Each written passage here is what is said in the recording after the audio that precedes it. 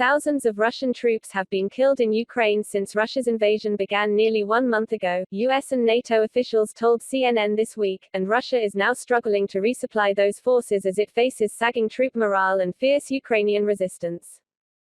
Russia's offensive to capture Kyiv has largely stalled, NATO officials said, and on Thursday Ukraine said it launched a counteroffensive aimed at gaining decisive control of the city's suburbs.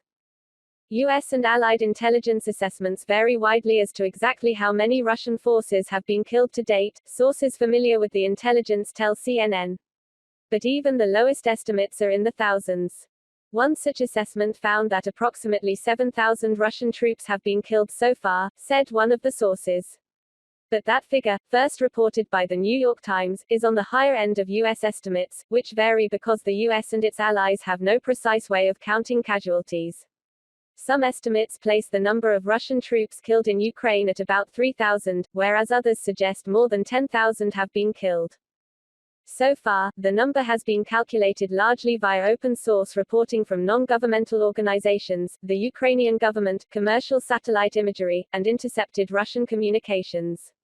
US officials have also extrapolated numbers of dead based on the number of Russian tanks that have been destroyed, the sources said.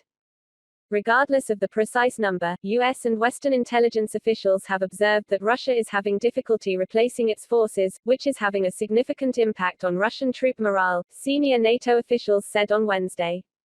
Smoke rises from a Russian tank destroyed by the Ukrainian forces on the side of a road in Lugansk region on February 26, 2022. It becomes more evident every day that Putin gravely miscalculated, a senior NATO intelligence official told reporters at NATO headquarters on Wednesday night, speaking on the condition of anonymity to disclose sensitive assessments.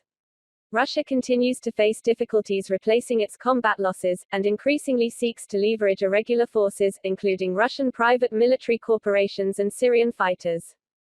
A senior NATO military official echoed that assessment, saying that we can assess that more private military companies will be engaging in the conflict soon. But in general, he said, the losses have had a bad effect on the morale of the troops. We can see Putin miscalculated the resilience and the resistance of the Ukrainians, the NATO military official said. That is a fact. He did not see that. And that is a big surprise for him. And therefore he has had to slow down.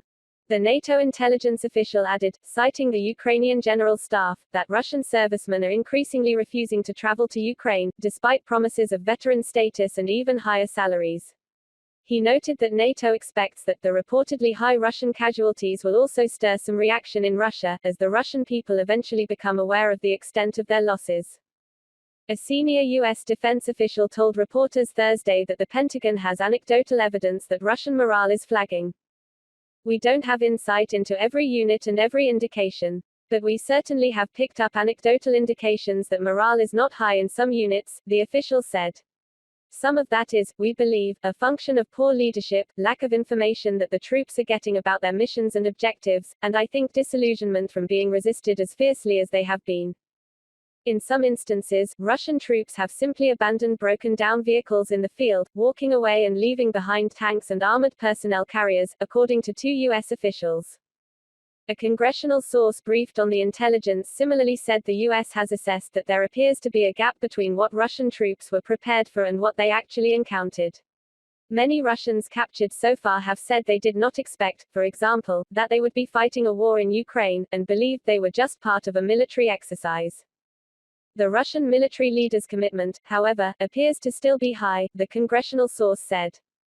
A destroyed tank sits on a street after battles between Ukrainian and Russian forces on a main road near Brovary, north of Kyiv, Ukraine, Thursday, March 10, 2022. Last week, Lieutenant General Scott Berrier, director of the Defense Intelligence Agency, told a congressional committee in a public hearing that the U.S. intelligence community's assessment of Russian troop deaths was between 2,000 and 4,000. He said the assessment was made with low confidence and based on both intelligence sources and open-source material. U.S. and Western intelligence officials broadly acknowledge that the will to fight is often difficult to measure and it is unclear how much sagging morale has contributed to Russia's sluggish progress on the battlefield. But open source reporting for weeks has documented signs of discontent and low morale amongst ground troops, and one official speculated that one of the reasons Russian generals have been operating in higher risk, forward operating positions is an effort to gin up flagging troops. Western officials say at least 3 Russian generals have been killed by Ukrainian forces since the war began. The problem may also extend to Russia's elite air units, the official said.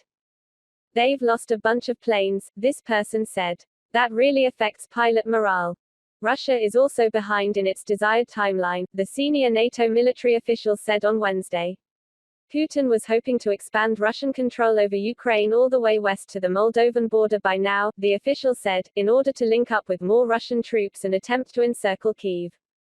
There are pro-Russian troops stationed in Transnistria, a breakaway state in Moldova, who are in a way prepared to join the war, the official said. But they have not yet done so because the regular Russian forces have not yet made substantial progress westward, he said. Despite all of the losses, the senior NATO intelligence official said the alliance considers that Putin is still unlikely to be deterred, and may instead escalate. He likely remains confident that Russia can militarily defeat Ukraine.